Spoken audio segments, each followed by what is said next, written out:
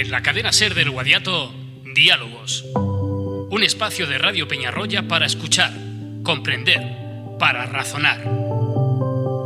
Diálogos, con la firma de Francisco Javier de los Ríos. La sintonía de Radio Peñarroya de la cadena SER, estamos en nuestra segunda hora. Bienvenidos nuevos, señores oyentes, y vamos a entrar ya directamente en el espacio que cada lunes venimos dedicando a dialogar. El programa Diálogos que conduce nuestro amigo Francisco Javier de los Ríos. Francisco Javier, buenas tardes. Hola, buenas tardes. Precisamente hoy, Francisco Javier, cerramos un ciclo de este programa. Es el último programa de esta temporada. Sí, esta es la segunda temporada que considero que ha sido muy exitosa y ya el año que viene, el curso académico que viene, por el mes de final de septiembre o principio de octubre, empezaremos la tercera temporada. Pues preséntanos al invitado de hoy que va a dialogar con nosotros. Sí, hoy nos acompaña el doctor Justo Castaño Fuentes, licenciado y doctor por Ciencia Biológica en la Universidad de Córdoba.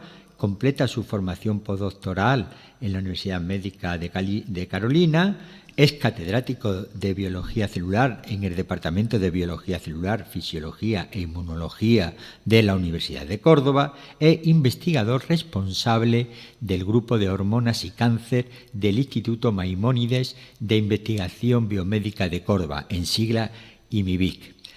Ese instituto está asociado al Hospital Universitario Reina Sofía.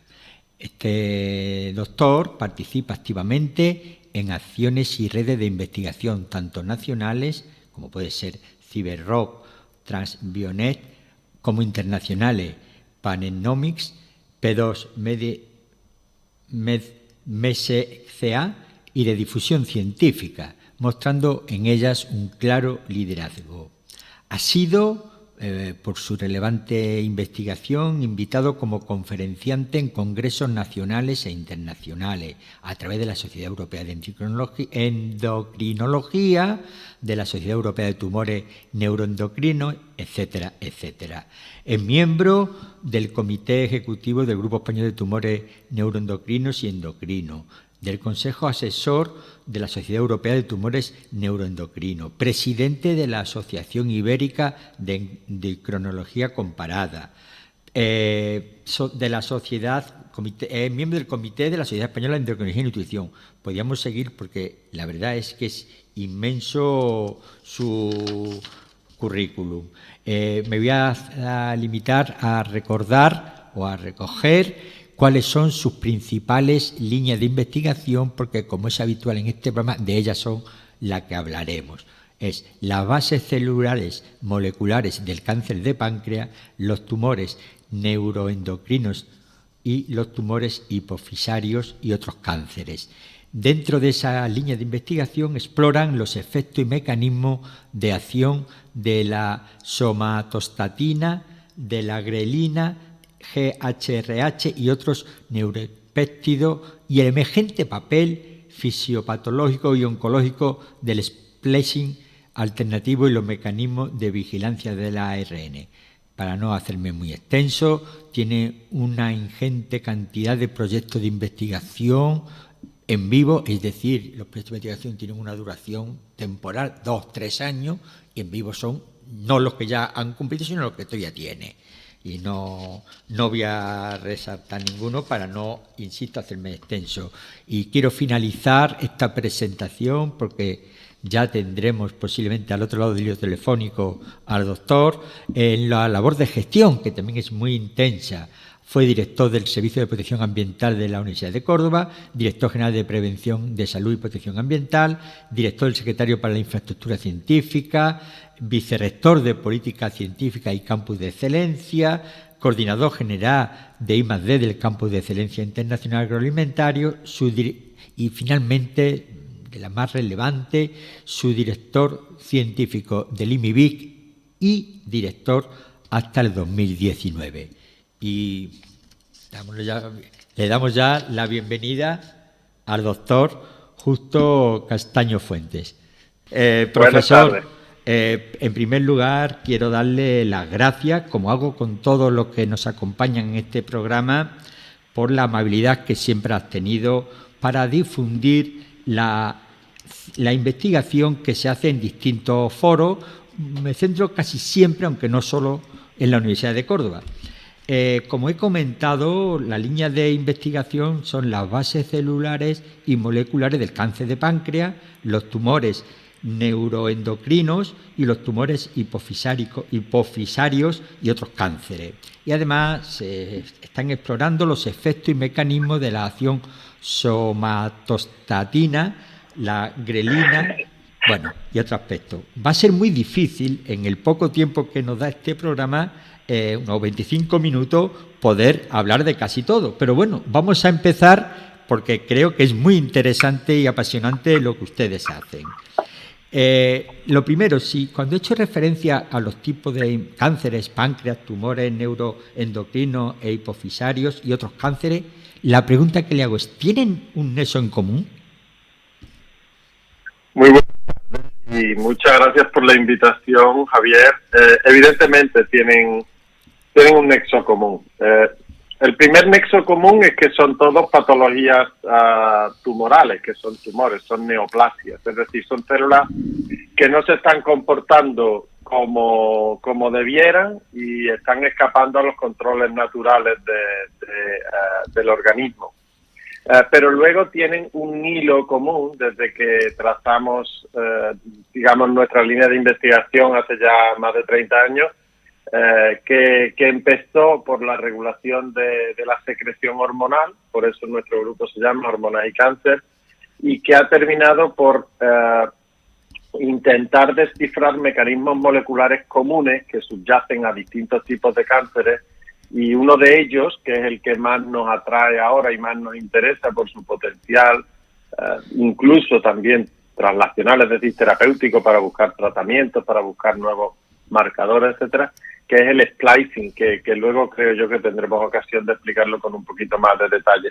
Y por tanto, sí, existe una línea común que va uniendo, que va enhebrando todos esos tumores y los va haciendo tener un leitmotiv común. Bueno, es evidente que el cáncer de páncreas claramente dice qué órgano es el que afecta, pero ¿cuáles son los órganos habituales donde se producen los tumores neuroendocrinos y los hipofisarios? Pues el tumor hipofisario también tiene su órgano, que es la hipófisis. Esta, de hecho, es la madre de toda la línea de investigación que ahora nos ocupa. La hipófisis es un órgano pequeñito que está en la base del cerebro, entre el cerebro y el cielo de la boca, digamos, y que tiene una posición muy peculiar y al mismo tiempo muy señalada, con mucho mensaje. Es un nexo de unión entre lo que nos dice el cerebro que tenemos que hacer y lo que hace el resto del organismo, pero no, por ejemplo, el movimiento de un brazo, sino el ciclo menstrual o el estrés o el funcionamiento del metabolismo del organismo. Es decir, es una glándula pequeñita que secreta hormonas del tamaño de un garbanzo en humano, que controla a todas las demás glándulas del cuerpo. Controla la glándula suprarrenal, que está encima de los riñones, la glándula tiroides, que todo el mundo la conoce, que está en el cuello. Controla también testículo y ovario, la función, digamos, hormonal de testículo y ovario, y así sucesivamente. Controla la lactancia materna, el crecimiento, es decir, una glándula muy pequeñita, pero muy bien situada y con unas funciones muy importantes.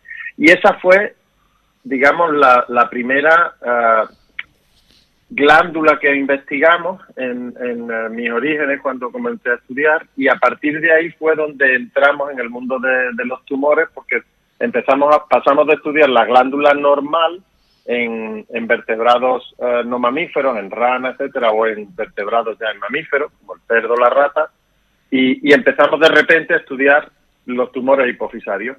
Entonces, los tumores hipofisarios, respondiendo directamente a la pregunta, afectan a la hipófisis, que es esa glándula pequeñita que está debajo del cerebro. Los tumores neuroendocrinos, que tienen una gran similitud con los tumores hipofisarios, porque también secretan en su gran mayoría hormonas, están situados en muchas partes del cuerpo, porque proceden de células que secretan neuropéptidos, que secretan hormonas pues, ¿qué es una hormona? Pues la insulina es una hormona, todos la conocemos, pero también el glucagón, la gastrina, en fin. Y esas pueden estar en muchas partes del cuerpo donde hay una célula que se le va un poquito la cabeza y empieza a funcionar mal y genera un tumor. Puede estar en el intestino, puede estar en el pulmón, puede estar en el tracto digestivo, en el páncreas, puede estar en el estómago, pero también hay otros sitios más atípicos. Entonces, los tumores neuroendocrinos están distribuidos por todo el organismo, pueden aparecer casi en cualquier parte. Los más abundantes, páncreas, intestino y sobre todo pulmón también. Ajá. Entonces, ¿el cáncer de páncreas sería un tumor neuroendocrino? No, el cáncer de páncreas, como cáncer de páncreas, el 90% de los cánceres de páncreas es un adenocarcinoma, que no es un tumor que secreta hormonas, es un tumor que procede de células epiteliales, pero es un tumor que no es procedente de células que secreten hormonas. Hay tumores de páncreas que son tumores neuroendocrinos de páncreas. El cáncer de páncreas, que es el que todos conocemos como cáncer de páncreas, es el adenocarcinoma de páncreas. Es el malo, digamos, es el que mata con demasiada velocidad, que no tiene buenos tratamientos todavía, que a los 5 años los niveles de supervivencia son aún pobrísimos, son de un 10%.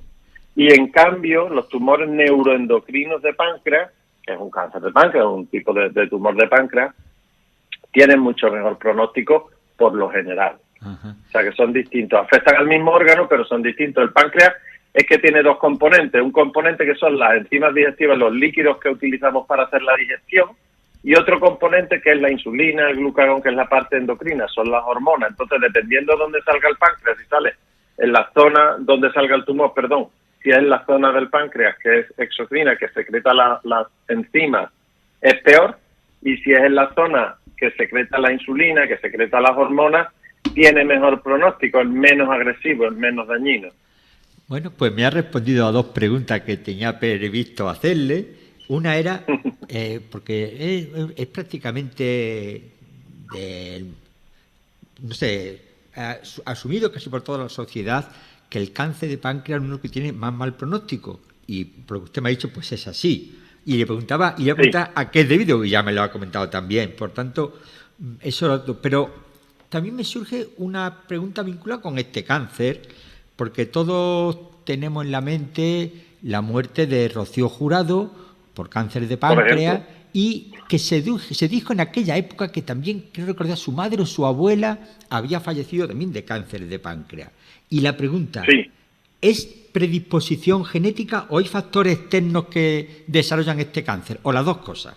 Esa es una excelente pregunta, Javier. Hay un porcentaje de pacientes que tienen una herencia genética que los predispone a sufrir un cáncer, particularmente cáncer de páncreas. Pero son los menos, es un porcentaje, no es superior al 10-15%. En la mayoría de los casos lo que sucede es que hay causas que se van acumulando a través fundamentalmente de mutaciones. Se sabe que el digamos, fenómeno más frecuente es una inflamación en determinadas regiones de la glándula del páncreas que van acumulando daño, acaban formando quistes, acaban formando una especie le llaman panins, que son los precursores, y eso puede terminar en un cáncer de páncreas. Pero no todos los cánceres de páncreas son hereditarios, ni mucho menos. La mayoría son lo que se denomina en ciencia esporádicos. Ajá. Entonces, ha manifestado usted que hay causas que se van acumulando, pero ¿se han observado ya algunas de unas señales previas que nos puedan poner sobre aviso que algo no funciona bien y así poder acudir al especialista lo antes posible? Porque, según tengo entendido, el mayor problema de este tipo de cáncer es que cuando se acude ya es tarde, ha habido mutación. No sé si estoy en lo cierto o no. Está en lo cierto, y es uno de los grandes problemas. Cuando antes afirmaba, Javier, que el cáncer de páncreas, de los que peor pronóstico, digamos, los que más mortalidad tienen, esto tiene varios motivos. Uno de ellos es que no da la cara de manera rápida y de manera... No es un melanoma que está en la piel, que tú notas que hay algo que no funciona bien, no está en un órgano, digamos, visible, que tú lo toques, que esté en la superficie. Yo no soy médico, esto lo tengo que aclarar, porque yo de clínica, digamos, de la parte médica, pues tengo unas lagunas del 99,99%. De lo que sé un poco es de la parte molecular, digamos. Pero de tanto leer y de tanto escribir introducciones de artículos y de leer al respecto, pues uno va aprendiendo que efectivamente la mayoría de las señales del cáncer de páncreas vienen tarde y son equívocas, son difíciles de ver. Una vez son problemas, digamos, digestivos, otras veces son problemas, dolores de espalda, dolores bastante inespecíficos. El páncreas es que está en un sitio un poquito complicado, está, digamos, más cerca de la espalda que de la superficie de la barriga, digamos, del vientre, ¿no? Está ahí un poco escondido entre el estómago, la columna vertebral, y está en un sitio un poco de difícil acceso, incluso también, y eso lo hace más difícil de trabajar para los cirujanos. Aunque hay que decir que los cirujanos que tenemos en Córdoba, particularmente para el páncreas, pues son, ¿qué voy a decir yo? Esto es como el que habla de Suiro, son los mejores del mundo, son extraordinarios, ¿no? Pero es una glándula que da señales tarde y mal. Una de las señales más claras y más conocidas, por ejemplo, es la ictericia, este color amarillo de la piel, este tono dorado, amarillo de la piel, que es cuando la bilis se está acumulando y no está funcionando bien la vesícula biliar. Pero como digo, no soy médico y no puedo hablar yo de signos y síntomas con toda la propiedad. Lo que sí es cierto es que es un tumor, el cáncer de páncreas es un tumor muy resistente a los tratamientos, que se escapa prácticamente a las formas de trabajar que hay, radioterapia, quimioterapia más habituales, y por eso es tan necesario investigar y descubrir nuevas fórmulas para atraparlo y para erradicarlo.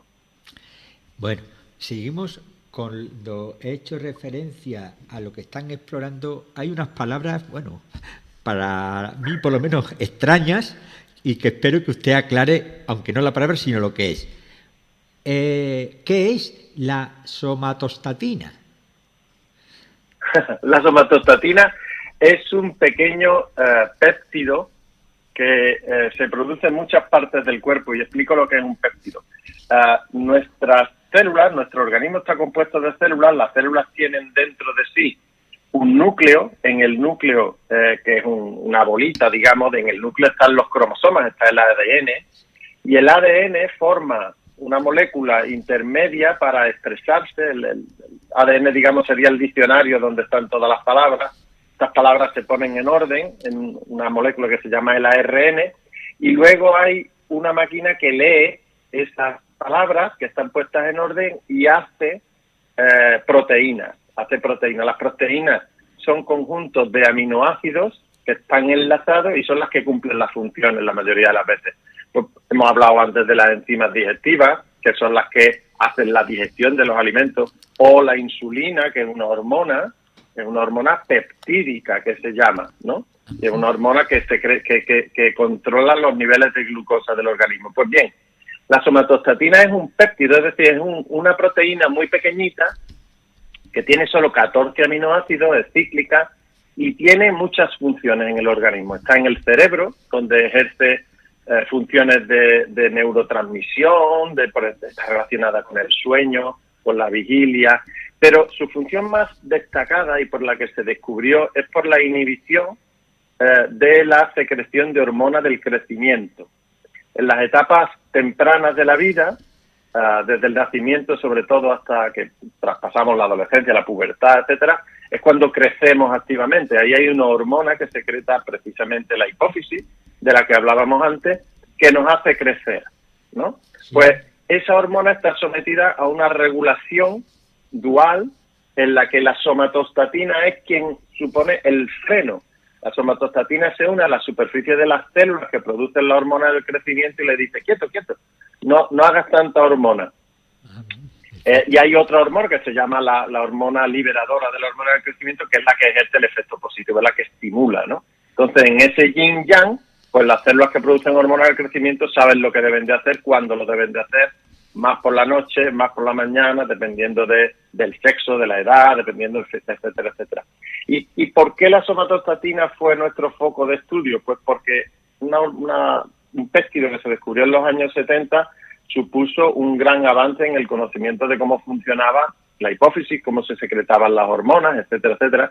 Pero además supuso una gran oportunidad para combatir enfermedades. ¿Por qué? Porque era un freno molecular para la hipersecreción, para la secreción excesiva de hormonas. Todos hemos visto gigantes, ¿verdad?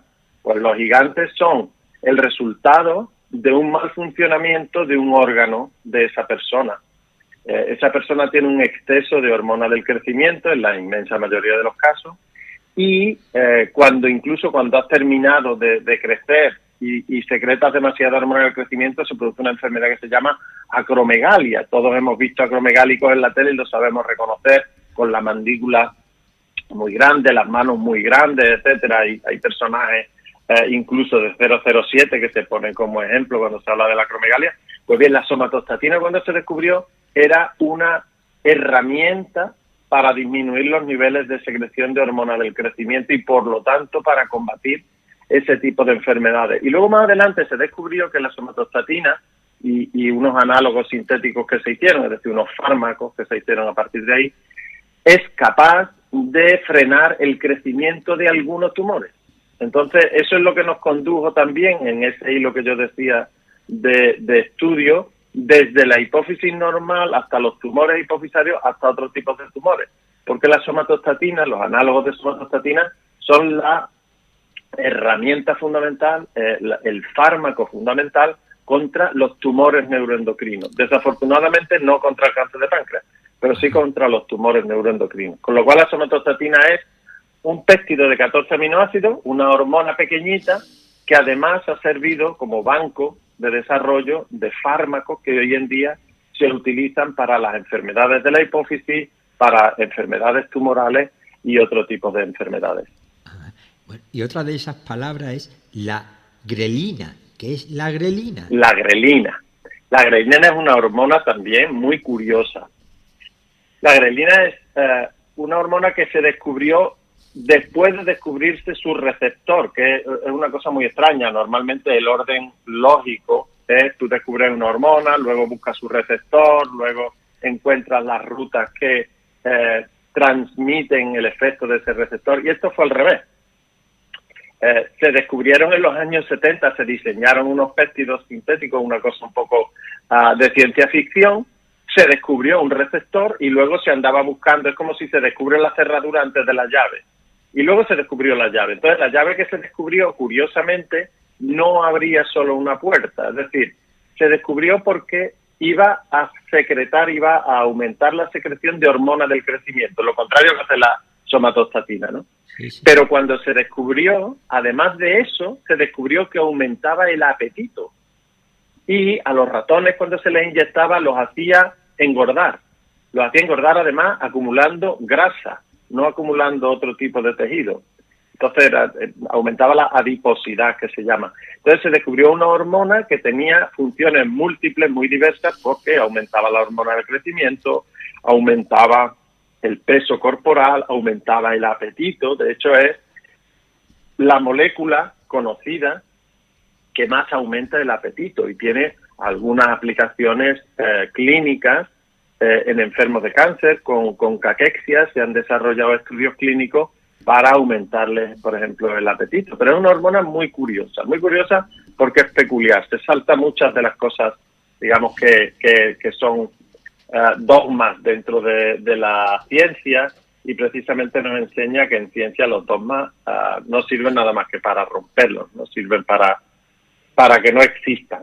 Existen para que no existan. Bueno, entonces hemos hablado ya de 2 neuropéptidos, pero ¿hay más?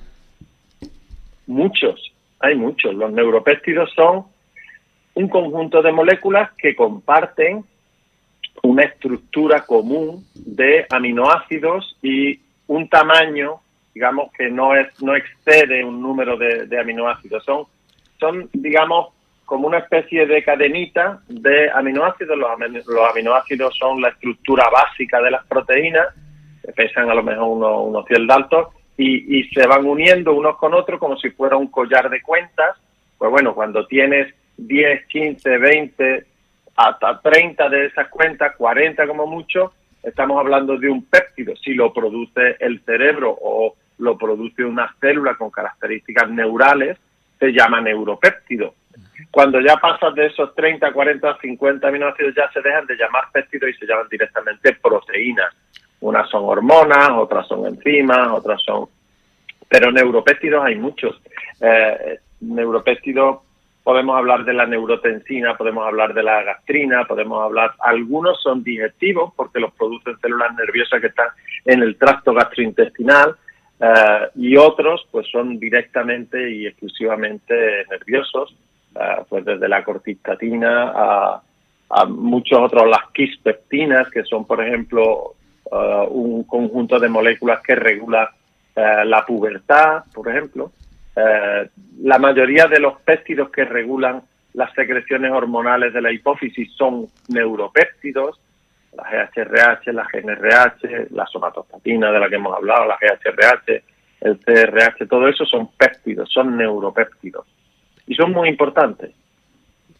A lo mejor es un poquito absurda la pregunta, pero ¿podemos decir que algunos son los más importantes en los neuropéptidos o son todos para cada uno tiene su importancia? Pues depende a quién le toque, claro, porque para definir la importancia de los neuropéptidos, basta con saber que cuando falla uno de ellos, cuando falta en una persona, pues se produce un defecto grave de salud. Por ejemplo, si te falta la GNRH, la hormona liberadora de gonadotropina, pues no tienes, no llegas a la pubertad, no hay maduración de las gónadas, de testículos u ovarios, y eres infértil. Esto es un problema, ¿no? Hay que poner un tratamiento para evitar eso. Pero si te falta GHRH, no creces y te conviertes en una persona de talla baja, y hay que suplirlo de alguna manera. Es decir, que hay neuropéptidos que son funcionalmente críticos, esenciales para una función del organismo y otros para otra. ¿Cuál es el más importante? Pues para cada uno el que le toca. Lógico. Pero todos son esenciales para una vida normal, para un funcionamiento fisiológico normal. Bueno, según estuve leyendo, hay grandes diferencias entre los neuropépticos que se ubican en el sistema nervioso y en la piel. ¿Eso es así? Bueno, es que muchos los compartimos. Hay que pensar que, dice algunas veces cuando explicas a los estudiantes o lo explicas en algún foro, donde surge la curiosidad de ¿y por qué son tan similares los neuropéptidos que están en el hipotálamo, es decir, en la base del cerebro, y los que están en el tracto digestivo, en el estómago, en el intestino? Pues porque en el embrión esas zonas se desarrollan a partir de un mismo tipo de células primordiales y comparten un origen común. En el caso de la piel ocurre 3/4 de lo mismo, es decir, tenemos células productoras de neuropéptidos que son en muchos casos los mismos neuropéptidos que tenemos en regiones cerebrales específicas. De hecho, una curiosidad importante es que el estudio de los neuropéptidos se ha beneficiado en muchas ocasiones de la alta concentración de estos neuropéptidos que hay en la piel de los anfibios.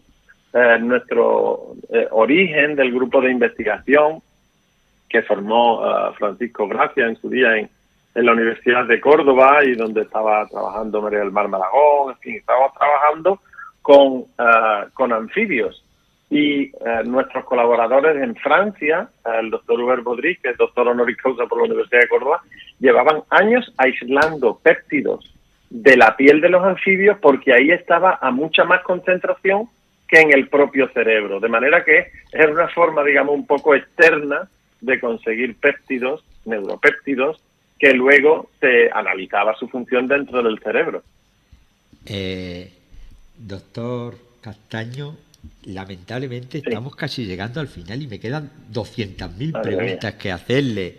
Yo... 200.000 seguro que no, pero 199.000 seguramente sí, Javier. Yo estaré encantado de contestarla ahora o en otro momento. Pues mira, a mí me lo estoy gustaría pasando tener en la grande. tercera temporada otra vez seguir hablando con usted, porque es que me parece súper interesante. Voy a hacerle una última pregunta porque creo que, bueno, es que a las dos nos cortan y es muy desagradable que nos corten. Pero voy a hacer una última pregunta que ya usted referenció al principio. Cuando he hecho su presentación, he referenciado el emergente papel fisiopatológico y oncogénico del splicing alternativo y los mecanismos de vigilancia El del ARN. splicing. ¿Qué es el splicing alternativo? Y ahí lo dejaremos. Pues el splicing alternativo es un mecanismo central, nuclear, que tienen todas las células eucariotas, es decir, todas las células que tienen núcleo, por supuesto todas las células de los humanos, y que viene a significar lo siguiente: imaginemos una partitura donde está escrita una composición de música, ¿de acuerdo? Ese es el ADN de nuestras células. Pero luego, a partir de ahí, podemos tomar trozos, podemos hacer el primer movimiento y el tercer movimiento y quitamos el segundo movimiento. Y la canción que nos sale, siendo de un mismo origen, de un mismo gen, es diferente. Y cuando se transporta a un disco, lo que hemos hecho es editarla. Pues esto es una especie de edición. Cortamos un trozo del gen al pasarlo a ARN, cortamos un trozo de gen, cortamos otro trozo de gen, los pegamos, los empalmamos, y ese mecanismo de corte y empalme que nos permite hacer distintas canciones a partir de una misma partitura sería el splicing. ¿Por qué es importante? Pues es importante porque dependiendo de si pegamos y cortamos y pegamos bien, podemos hacer una canción con una gran melodía o podemos hacer una canción que suene a rayos. Y si suena a rayos puede producir enfermedades, como por ejemplo la diabetes o como por ejemplo un tumor. Y por eso nos ha interesado descifrar cuáles son los mecanismos de splicing, es decir, los mecanismos de edición de DNA a RNA, de IA proteína, en enfermedades y particularmente en el cáncer. Y en ello estamos viendo cómo son las tijeras y cómo son las agujas de coser del splicing alternativo. Profesor Justo Castaño, ha sido un placer. Lo retomaremos con el splicing alternativo en la tercera temporada, que ya se avisará cuándo es. Muchísimas gracias. Muchísimas gracias, Javier, a vosotros. Y enhorabuena como por les el decía, programa. hoy es el último programa de esta serie de diálogos, pero tendremos rápidamente aquí después del verano a nuestro compañero Francisco Javier de los Ríos con otra nueva etapa del programa. Hasta mañana.